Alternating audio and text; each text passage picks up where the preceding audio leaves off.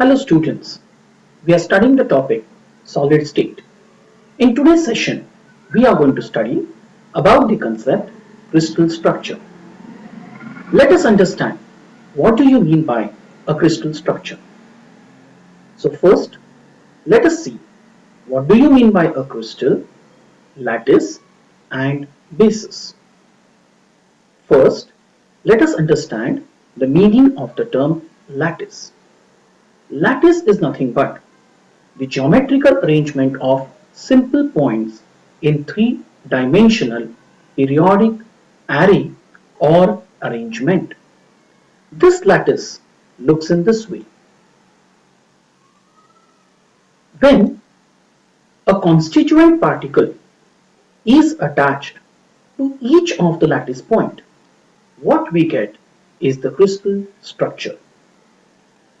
The constituent particle that will be attached to the lattice point forms the basis of the crystal lattice. So on the right hand side, you can see a lattice. To every lattice, if I attach a basis, what I get is a crystal. So lattice, when gets attached to a basis, gives rise to a crystal. This crystal lattice, which results, is also called as space lattice of the crystal. Thus, we can conclude that crystal is nothing but a structure that results by attaching a basis to each of the lattice point. Now, let us understand the next concept called as unit cell. If you consider the space lattice of a crystal, you observe a basic three-dimensional pattern. So we say that the space lattice of a crystal is made up of a three-dimensional basic pattern. This basic pattern is found to be repeated in three dimensions, which generates an entire crystal. The smallest repeating structural unit of a crystalline solid is called a unit cell.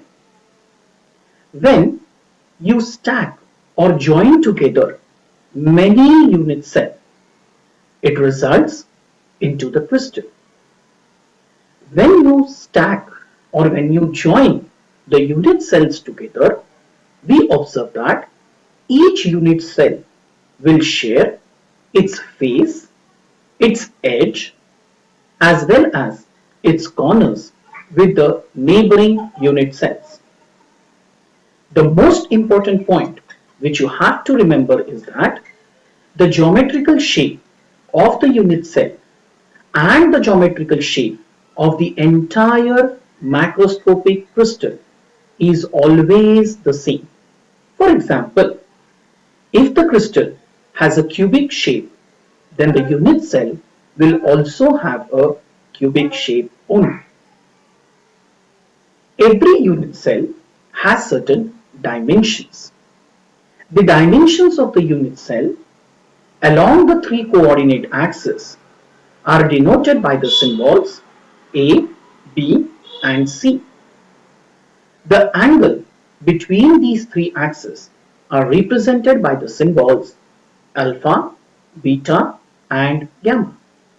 For example, let us consider a cubic unit cell. If you place this cubic unit cell along the three coordinate axes, how does it look like? It looks in this way. The dimension which is along one of the axes is A, along the other axis is B, and the third axis is C. See the angles. The angle between the dimensions A and B is gamma. The angle between the dimensions B and C is alpha, whereas the angle between dimensions C and A is beta. I repeat, there are three dimensions for the unit cell along the three axes. These dimensions are denoted by the symbols A, B and C. The angles between These three axes are represented by the symbols alpha, beta and gamma. Alpha is the angle between the dimensions B and C. Beta is the angle between the dimensions A and C, whereas gamma is the angle between the dimensions A and B. So in this way, every unit cell is associated with certain parameters. Now let us see how many types of unit cells we have. In all, we have 4 types of unit cells. The first type of unit cell is primitive or simple unit cell. In this unit cell, it is observed that the constituent particles are present only at the corners of the unit cell.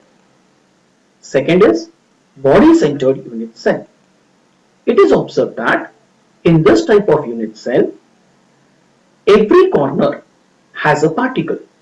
In addition to this, there is one particle which is situated at the center of the body of the unit cell. The third type of unit cell is face-centered unit cell. In this unit cell, at every corner, one particle is present. And in addition to the particles at the corners, you will find one particle at every face center of the unit cell. The fourth type of unit cell is base-centered unit cell. In this unit cell, you find the particles at the corners of the unit cell. And in addition to this, you find one particle at the center of any two of its opposite faces. So, we have 4 types of unit cells. Number 1, primary or simple unit cells. Second, body-centered unit cell. 3, face-centered unit cell. And 4, base-centered unit cell. Now let us see what do you mean by crystal systems and what are the different types of crystal systems. By mathematical analysis of the various crystalline solids, it was proved that there are 14 different types of lattices which are possible. These 14 lattices describes the crystal structure. These 14 lattices are called as Bravais lattices. The 14 Bravais lattices are divided into 7 crystal systems. On what basis? What was done? The 14 Bravais lattices were studied. During the study, their dimensions A, B and C, which are along the 3 axes, and the angles between the dimensions alpha, beta and gamma were observed. And from these observations, these 14 Bravais lattices were divided into 7 crystal systems. So we say that 14 Bravais lattices give rise to 7 crystal systems. These 7 crystal systems, which are associated with 14 Bravais lattices, we can also call them as unit cells. So the 7 crystal systems are: number 1, cubic system; 2, tetragonal system; 3, orthorhombic system; 4, rhombohedral system; 5, monoclinic system; 6, triclinic system; and 7, hexagonal system. Students, you are expected to remember the names of these 7 crystal systems.